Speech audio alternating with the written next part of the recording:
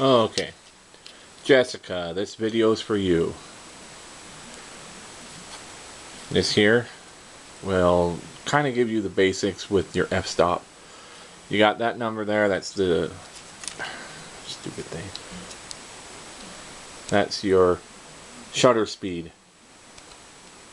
You can go all the way down to bulb. That's when you click it and it stays open indefinitely until you let go of it, and then it will close. That's usually what you use for when you try to capture lightning, or just using light laser pointers, all sorts of different fun little things that you can do for visual effects. Also, star photography, usually people will use that. Of course,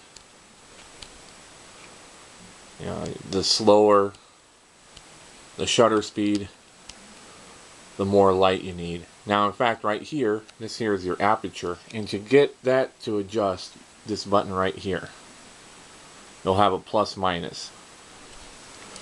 You push that, hold that down, and then the little wheel shows you. You can go all, you know, it's your f-stops, and it'll tell you what you're at. You adjust your zoom, it changes also.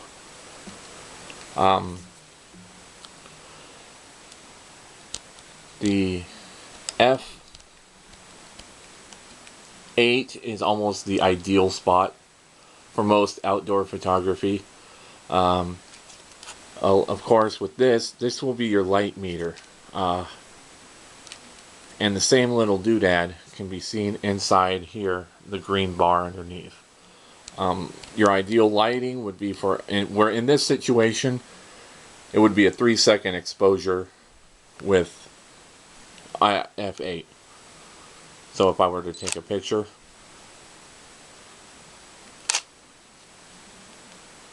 that's what it comes out. Where if I had it quicker,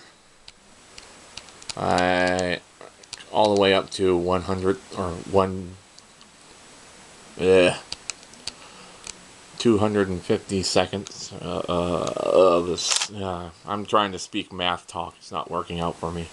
And it's completely dark because there's just not enough light. Of course, if you open your aperture or your f-spot all the way open, you can get it. Well, yeah, you can see it's a little quicker, and it gets about the same result. And that's going by watching your little meter here. For the most part, anything indoors, you're going to have a tripod if you're not using a flash. In fact, anything under 1/80th, I usually try to keep with the rule of 1/25th of a second. You'll want to have a tripod, because that's when you start getting to the point where any little motion will blur the photo. For what I like to do with the bug shots, since you said something about the bug shots, the B shots that I do, usually in high sunlight.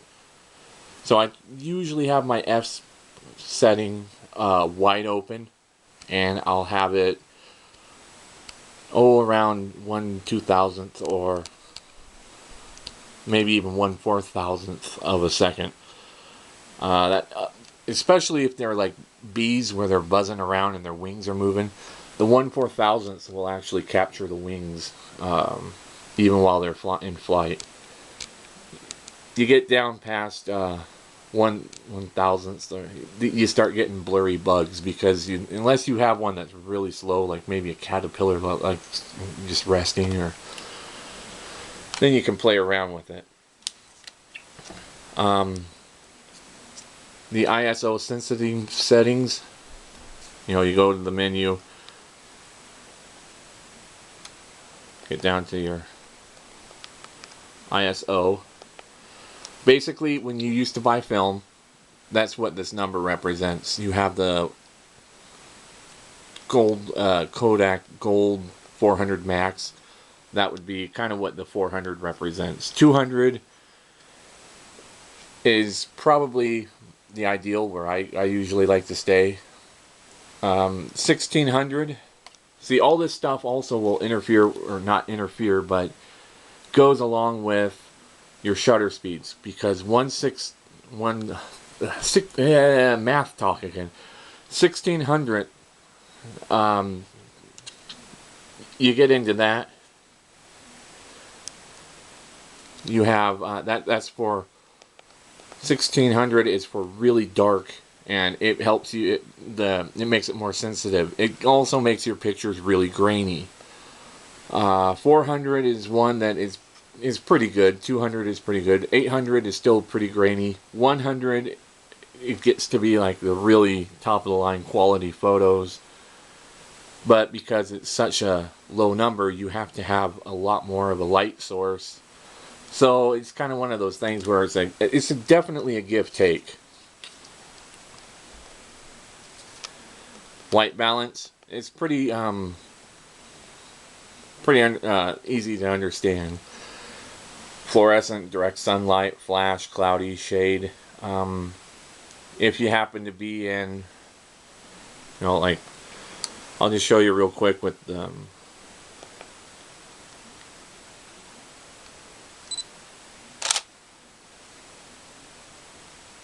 let me get it back down to where it's actually gonna register. Okay. You can see it's less orangey than how it was earlier. That's just what will happen, just the side effects. So you'll definitely want, if you go on manual, you'll want to make sure you have your white balance set for where you're going to be. Of course, let's see, cloudy. I was shocked at how different cloudy versus shade is, even in when you have sunlight versus just overcast. It's pretty much just, you have to play around with it. Sometimes you can get a really cool effect if you have the white balance set on not the correct settings. Sometimes direct sunlight with incandescent, or you get more of a, well, just like with the orangey, you get let's see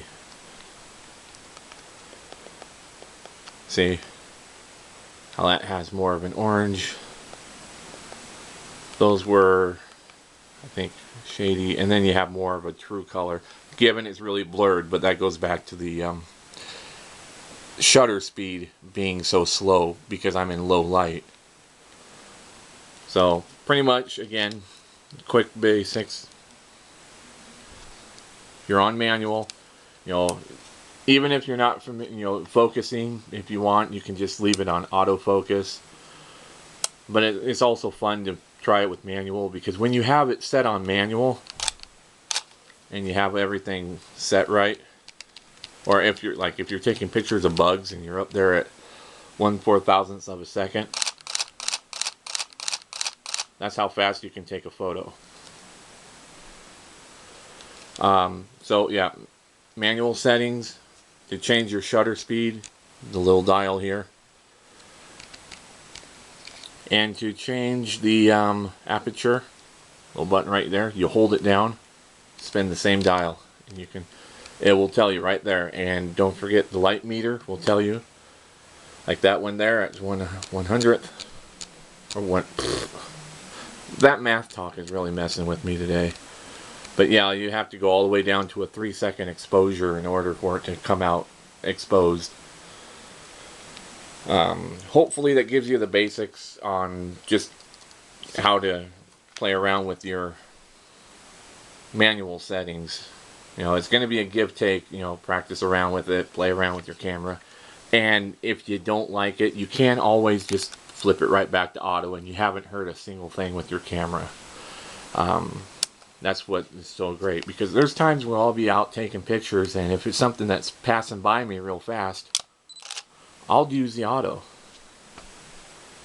Just because I know it will capture it, where maybe I might be, my focus might be off, or my shutter speed, I might have it set for a previous photo and I just don't have time to change all the settings, so you just flip the little knob